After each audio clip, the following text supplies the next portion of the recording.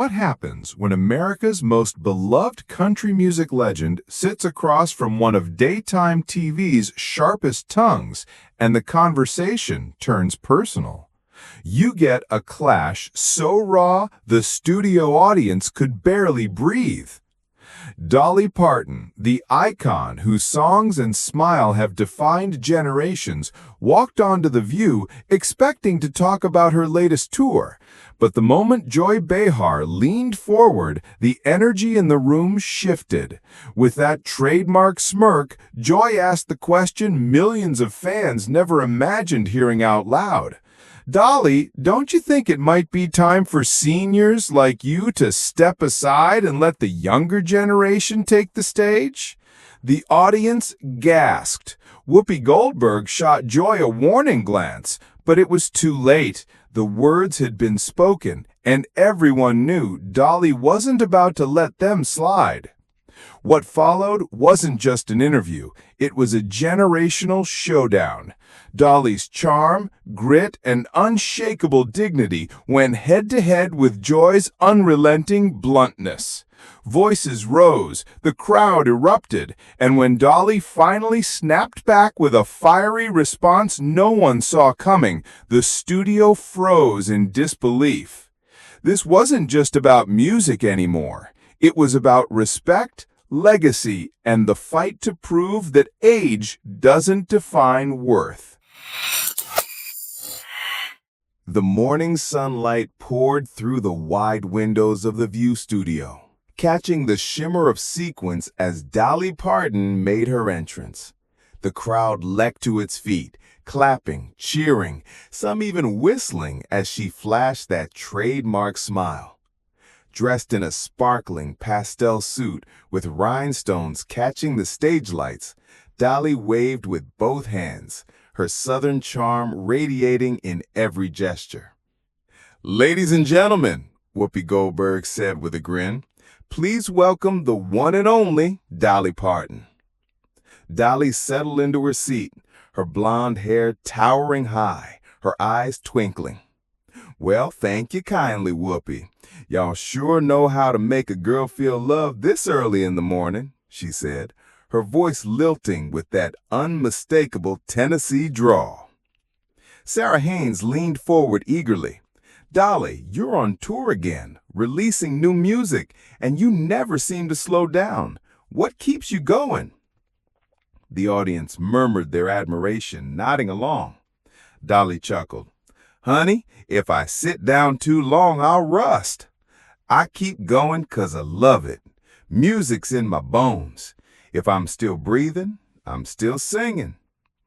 Applause rippled through the studio. It was warm, safe ground, exactly the kind of light-hearted banter that made Dolly universally adored. But then Joy Behar, who had been leaning back quietly with her arms crossed, cleared her throat and tilted her head with a sly smile. "Dolly, you've had one of the most legendary careers in entertainment. Nobody can take that away from you. But don't you ever feel maybe it's time to step aside, let the younger generation have the spotlight?" The studio seemed to freeze. Gasps rippled through the audience, followed by awkward laughter, unsure if Joy was joking or dead serious. Dolly blinked, her smile faltering just for a moment before returning, softer this time. She clasped her hands together on the table. "Well, thank you, Joy. I never thought of myself as standing in anyone's way. The spotlight's big enough for all of us. Besides, music ain't a pie where one person's slice means less for another." The audience cheered, relieved at Dolly's gracious answer. Whoopi shot Joy a sideways look, silently warning her to tread carefully. But Joy wasn't done. She leaned in, her voice more pointed. "Sure, but let's be honest. There's only so much airtime, only so many festivals, only so many big tours. If legends like you keep holding on, where does that leave the newcomers? Isn't there a point where it becomes, maybe, selfish?" The air tightened again. The audience groaned in unison, some audibly muttering, Ooh. Dolly's smile stayed fixed, but her eyes sharpened. Well, I reckon if a young artist can't shine while I'm around, then maybe they need to sing a little louder, Dolly replied, her voice sweet, but her words edged with steel. The audience erupted, clapping and cheering loudly, some rising to their feet. Sonny Hostin jumped in quickly, trying to smooth the edges. I think what Joy is saying is, Dolly, you've built such a powerful legacy. Do you ever think about slowing down just to enjoy life more? Dolly laughed lightly, her charm disarming. Oh, I enjoy life plenty, sugar. I enjoy it when I'm working, I enjoy it when I'm writing, and I'll sure enjoy it when I'm singing till I can't no more. The audience cheered again, but the undercurrent was undeniable. The tension between Dolly's grace and Joy's bluntness was crackling like static in the air. Joy, not willing to retreat, smirked and muttered just loud enough for the mic to pick up, or until someone finally tells you to hang it up. The studio gasped so loudly it felt like the air had been sucked out of the room. Whoopi's eyes went wide, Sarah covered her mouth, and even Andy Cohen, sitting in as a guest that day, mouthed, "Oh my God!" Dolly sat perfectly still, her hands folded on the table, her smile fading into something far more serious. For the first time all morning, she didn't laugh, didn't wink. She just stared at Joy with that piercing calm that only someone with decades of experience and an ocean of respect could command. The spark had been struck, and everyone in that studio knew the fire was about to spread. The room buzzed with tension. The audience whispered among themselves, some shaking their heads, others whispering things like, "Did Joy really just say that?" The camera operator zoomed in on Dolly, whose smile had melted into a polite but unreadable mask. Whoopi Goldberg tried to cut the tension. Okay, let's not gang up on our guest here. Dolly's still out here breaking records. She just dropped an album, she's selling out shows. I think the audience is pretty clear about whether or not they still want her around. The crowd roared in agreement, clapping and cheering, but Joy wasn't backing down. She raised her eyebrows, smirking, as though the reaction only proved her point. Yes, but popularity doesn't answer the real question, Joy. Should someone in their 70s still be headlining tours, or should we at some point gracefully exit and let the younger voices lead the way? Dolly leaned forward, resting her glittering nails on the table. Her tone was still calm, but there was weight behind every word. Well, Joy, if you're lucky enough to live long enough to be my age, you'll find out that passion doesn't come with an expiration date. My voice still works, my fans still show up, and I don't see any harm in continuing to share what I love. The audience burst into applause, with some fans shouting, "We love you, Dolly," from the crowd. Joy gave a short, sharp laugh. But do you ever think that maybe the industry is holding on to you because it's nostalgic, not because you're what's relevant right now? The crowd gasped again, louder this time. Sarah Haynes placed her hand over her mouth, looking between Joy and Dolly as if silently begging them to stop before it went too far. Dolly tilted her head, eyes narrowing slightly. Relevance isn't about age, Joy. It's about connecting with people.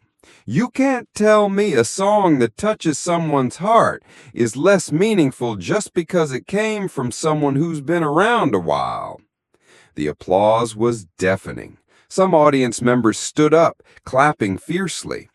Whoopi leaned back with a satisfied smirk, as if to say, "That's the Dolly I know." But Joy pressed on, her tone sharper. "Sure, but look at it this way. Younger artists are struggling to get noticed in an oversaturated market.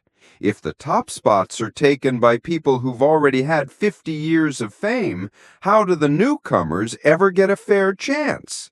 You can't deny you're part of a system that keeps the spotlight from shifting. The crowd booed faintly, a low rumble of disapproval directed at Joy. Dolly didn't flinch. She raised her chin and answered with steady confidence. Joy, when I started, nobody handed me a spotlight. I was a poor girl from Tennessee who had to fight for every inch of ground I stood on. The younger ones coming up now, they've got more tools, more platforms, and more ways to share their voices than I ever dreamed of. If they've got the talent and the drive, they'll find their way. I'm not blocking anyone. That line hit like thunder. The audience erupted, applause, cheers, and whistles echoing through the studio. Joy's face tightened, her smirk faltering just slightly. So you don't think there's a point where it's selfish to keep going, to keep occupying the stage when others could use it? Dolly's response was swift. Honey, if sharing my songs is selfish, then maybe we need a little more selfishness in this world. Because from where I sit, music is about giving, not taking. I don't stand in anyone's way, I stand beside them. And if they can't shine with me on stage, then maybe they weren't ready to shine in the first place. The studio audience was on its feet now, clapping and shouting in support. Even Sunny Hostin joined in, shaking her head in awe. Whoopi raised her voice over the roar.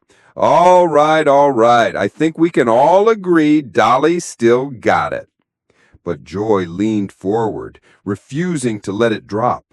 You can dress it up in all the rhinestones you want, Dolly, but at the end of the day, age catches up. Don't you worry about becoming a parody of yourself? About being remembered as someone who didn't know when to bow out? The room gasped so loudly the walls seemed to shake. Whoopi's eyes went wide. Sarah Haynes froze and the audience began to boo Joy outright. Dolly didn't flinch. She didn't even blink. She simply placed her hands on the table, leaned slightly closer, and said in her honeyed but firm tone, Joy, I'll tell you what, I'd rather be remembered as someone who never stopped doing what she loved than someone who quit because people told her she was too old. I'll take that legacy any day. The crowd exploded in cheers, so loud that the producers had to motion for quiet. And in that moment, it was clear the heat of the debate had shifted into something deeper, something personal, and Joy Behar had underestimated the steel beneath Dolly's sequins. The studio air had grown heavy, thick with the weight of words that couldn't be unsaid. Joy sat stiff in her chair, arms crossed, lips curled in that trademark smirk that masked irritation. Dolly, by contrast, sat poised, her hands folded neatly in front of her, the faintest trace of a smile tugging at her lips, but her eyes told another story. They glittered with something sharper than charm, something that said this wasn't going to be just another celebrity interview. The audience was restless, leaning forward in their seats, murmuring to each other. It was a kind of silence that comes not from calm, but from anticipation, like the hush before a storm. Sunny Hostin tried to intervene, her voice gentle. Dolly, a lot of people look up to you, not just for your music, but for your resilience. Do you think that's why this conversation feels so intense? Because your career represents more than just songs. It represents survival. Dolly's eyes softened as Sunny, but then shifted back to Joy. She took a deep breath, her southern drawl steady as she began. Let me tell y'all a story. When I was a little girl growing up in the Smoky Mountains, we didn't have much. My daddy worked hard, my mama worked harder, and music was the only thing that made me feel like I had something of my own. People told me even back then I'd never make it, that girls like me didn't belong on big stages. But I sang anyway, and I kept singing when folks told me I was too country. I kept singing when they said I was too flashy, too blind, too everything. And I kept singing when I got older, because the music's who I am. The studio went silent, except for a few soft murmurs of amen and yes from the crowd. Dolly's voice grew steadier, but there was a fire beneath it now. Joy, I've buried friends who never got the chance to keep chasing their dreams. I've seen people silenced by fear, by poverty, by society telling them to sit down and be quiet. I promised myself a long time ago I wouldn't let anyone decide for me when my voice stopped mattering. The audience burst into applause, some standing and clapping, the emotion raw and palpable. Dolly's eyes glistened as she looked out at the crowd, and then back at Joy. You say maybe it's time for me to step aside, that I should bow out gracefully. Well, I've been bowing for 60 years. I bow every time I take a stage, but don't mistake grace for giving up, because as long as God lets me wake up in the morning, I'm going to keep singing, keep writing, keep sharing, whether I'm 30 or 90. The applause was thunderous now, echoing through the studio like a standing ovation at a concert. Joy, visibly rattled, raised her voice to be heard over the noise. But Dolly, don't you think part of this is about being realistic? You're not invincible. No one is. Don't you worry about becoming a cautionary tale? About people saying she didn't know when to quit? The question landed like a stone in the room. The cheers quieted, leaving only the hum of tension. Dolly looked at Joy, her eyes narrowing. Joy, you're right. I'm not invincible. My back aches, my feet hurt, my hair's higher than it used to be to make up for what I've lost, she said with a laugh, earning chuckles from the audience. But you know what? That's life. You don't quit living just because you get older. You don't quit loving. You don't quit dreaming. And I sure as heck ain't quitting music just because some people think my time is up. The crowd roared again, rising to its feet, clapping and cheering so loudly that Whoopi had to wave her hands to calm them. Joy's smirk had faded completely now. She looked cornered, frustrated, and a little stunned. Dolly leaned in, her voice quieter now, but cutting sharper than ever. You see, Joy, the thing about aging is it's a gift. Every wrinkle, every gray hair, every year I've been given, it means I've lived. And if I'm still here, still strong enough to sing, then I'll do it. Not for fame, not for relevance, but because I still can. And because people still want to hear it. The audience exploded into cheers, some chanting, Dolly, Dolly, Dolly. Whoopi leaned back in her chair, shaking her head in awe. Well, I don't think anyone's going to top that. The energy in the studio was electric. Dolly had just turned the conversation into something bigger than herself. This wasn't about her career anymore. It was about the dignity of aging, the power of perseverance, and the right to define one's own legacy. And everyone could feel it. The emotional tide had shifted. The chanting of Dolly, Dolly still echoed in the studio. The audience so energized the floor itself seemed to vibrate beneath the applause. Whoopi glanced nervously at the producers, clearly signaling for calm, but there was no holding the room. Dolly Parton had just delivered a sermon in rhinestones, and the crowd was still riding the wave. But Joy Behar wasn't clapping. She sat rigid, her arms crossed, her lips pressed into a hard line. When the noise finally simmered down, she leaned forward, her voice sharp as a knife. Okay, fine. You've got your fans riled up. You've told your little story about resilience. But let's be real here. This is television. This is entertainment. And there is a point when an entertainer becomes a caricature. You're 77, Dolly. Sequins, wigs, and corny one-liners. It's cute, but doesn't it border on self-parody? Don't you worry that you're just clinging? The words dropped like stones, and the reaction was immediate.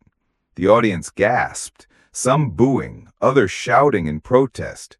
Whoopi muttered under her breath, "Oh, joy," while Sarah Haynes visibly winced. Dolly didn't answer right away.